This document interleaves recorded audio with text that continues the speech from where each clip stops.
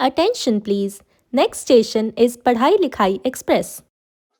तो अब हम अपनी वीडियो कंटिन्यू करते हैं और हम आगे की चीजें बिल्कुल वैसे ही पढ़ेंगे जो हमने अभी पहले एमसीक्यूज करे थे। तो अब देखो नेक्स्ट क्या है हमारा, during the electrolysis of brine which of the following product are not formed. तो हमारा ब्राइन की रिएक्शन जो कि सोडियम हाइड्रोक्साइड है, ठीक है, concentrated solution of sodium hydroxide है, उसमें क्या चीज नहीं बनती है यार? उसमें क्लोर अल्कली मतलब क्लोरीन बनती है, हाइड्रोजन गैस बनती है, सोडियम हाइड्रोक्साइड बनता है, क्या नहीं बनता? देखो इन चारों ऑप्शन में से ऑक्सीजन नहीं बनती है, तो इसलिए इसका आंसर होगा ऑक्सीजन। नेक्स्ट हमारा क्या है कि C4H, ये विच of the following is an alkane, ठीक है, इसमें से अल्केन कौन सा है? तो अल्केन का हमने फॉर्मूला पता है कौन सा है, C4H10, सॉरी C4H10 कह रही हूँ। फॉर्मूला क्या है हमारा उसका, CnH2n+2, ठीक है, उसका फॉर्मूला क्या है हमारा, CnH2n+2, ठीक है।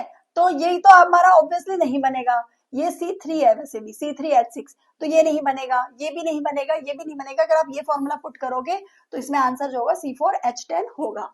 नेक्स्ट, अब यहाँ देखो द रिएक्शन लेड नाइट्रेट की रिएक्शन है। अब लेड नाइट्रेट को जब भी हम डिकम्पोज करेंगे तो हमें बताया था येलो कलर की वो बनेगा, प्रेसिपिटेट फ्यूम्स निकलेंगे येलो कलर के, कुछ इस तरह के हमने पढ़ा था ना डिकम्पोजिशन रिएक्शन। और वैसे भी ये क्या हो रही है, डिकम्पोजिशन रिएक्शन है, तो ये हमने डिकम्पोजिशन रिएक्शन में टिक कर दिया। साथ में इसमें ऑक्सीडेशन रिडक्शन भी हो रहा है, वो हमें दिख भी रहा है कि यहाँ पर देखो ऑक्सीजन ऐड हो रहा है, तो ऑक्सीजन हमारा ऑक्सीडेशन हो रहा है, ठीक है। अब next, which of the following is not a property of detergent.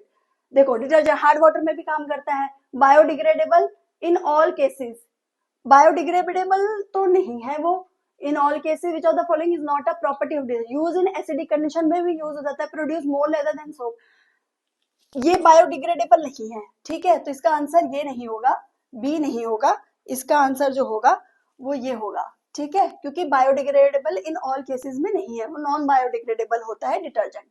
अब उसके बाद बात करते हैं विच of the following statement is incorrect about bleaching powder. देखो ऑक्सीडाइजिंग एजेंट है ब्लीचिंग पाउडर, बिल्कुल। ड्रिंकिंग वाटर में भी यूज होता है, क्लीन करने के लिए, क्लोरीन गैस के लिए यूज होता है, लेकिन जिप्सम बनाने के लिए यूज नहीं होता, तो इसलिए ऑप्शन क्या हो गया हमारा, डी, ठीक है। अब उसके बाद next, why does diamond not conduct electricity? Because it does not have any free electrons। तो हमारा ऑप्शन हमें ये देखना है कहाँ पे लिखा है, it has no free electrons, ये तो आपको आंसर मतलब वैसे ही पता चल जाएगा, it has no free electrons, option A. उसके बाद which of the following is most ductile metal? Gold, सबसे ज्यादा गोल्ड डक्टाइल होता है, उसको हम गोल्ड डक्टाइल डक्टिलिटी का मतलब होता है उसे हम वायर में कन्वर्ट कर सकते हैं, ठीक है, तो सबसे ज्यादा उसको हम वायर में जो उसको बेंड कर सकते हैं वो गोल्ड को, फिर सिल्वर को, ठीक है, फिर आपको कॉपर एल्यूमिनियम आते हैं, पर सबसे ज्यादा गोल्ड को फिर सिल्वर को कर सकते हैं। उसके बाद in the reaction which of the following statement is true. अब देखो जिंक यहाँ जाके क्या हो रहा है, रिडक्शन और ऑक्सीडेशन बता रहा है, जिंक यहाँ पे जाके क्या हो रहा है, उसके साथ ऑक्सीजन ऐड हो रहा है, तो यही तो ऑक्सीडाइज हो गया। और यहाँ पर क्या हो रहा है, इस हाइड्रोजन के साथ क्या हट रही है, ऑक्सीजन हट रही है, तो ये क्या हो गया, रिड्यूस हो गया, तो जिंक तो ऑक्सीडाइज हो गया और हाइड्रोजन रिड्यूस हो गया, तो हम ये आंसर बता सकते हैं आसानी से। अब which of the following is used to neutralise the acidity of the soil. कोई चीज एसिड है तो उसमें हम क्या डालेंगे, बेस डालेंगे। बेस कौन कौन से होते हैं हमारे, इनमें ऑप्शन में देखें, सोडियम क्लोराइड तो सॉल्ट है, न्यूट्रल सॉल्ट है, अमोनियम क्लोराइड एसिडिक सॉल्ट है, सल्फर डाइऑक्साइड तो गैस है, क्यों क्लाइम ही होगा क्योंकि वो क्या है हमारा बेस है, कैल्शियम ऑक्साइड और कैल्शियम हाइड्रोक्साइड क्या है हमारे बेस है हमारे, ठीक है बेटा। अब उसके बाद next, carbon can form million of compound, mainly million of compound क्यों बनाते हैं, क्योंकि it has a property of catenation और उसकी वैलेंसी क्या होती है, 4 होती है, तो इसका मतलब इसका आंसर क्या होगा, can form long chain and has valency 4। Next, sodium carbonate remove permanent hardness of water because it convert soluble calcium and magnesium salt into insoluble carbonate, dissolve all the salt present in water, replace water molecule with sodium ions, या form the soap with salt present in hot water।